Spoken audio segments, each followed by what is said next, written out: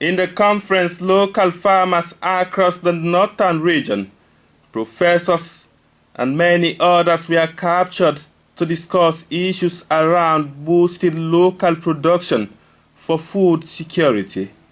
In his presentation, the Vice Chancellor of the university, Professor Reverend Father Joe, says universities are established to provide technical and professional services in the society.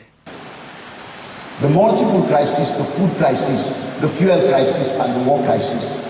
And this is impacting disproportionately those who are vulnerable and those who are poor. And so the budget this year addresses those who are vulnerable. We must protect those who are vulnerable, those who are at risk, those who are poor.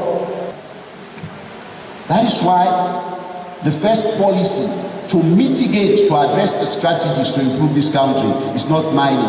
Intensify local food production, improve livestock food production.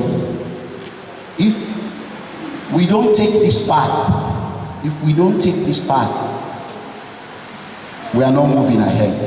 The latest comprehensive food security and vulnerability analysis indicates that the national level of food security situation is worsening, with food insecurity rising from 45% in 2010, 50% in 2015, and 57% in 2020, according to World Food Programs. The country manager for social business development, Peter Senikago, speaks. If we cannot feed ourselves, we always depend on donors, or we depend on importation of what we need to eat. How long can we become food sustainable or self-sufficient? So we want to change that scenario to bring in the possibility of us being ourselves, the real farmers that produce what we need, so that we'll have sufficient food in our countries.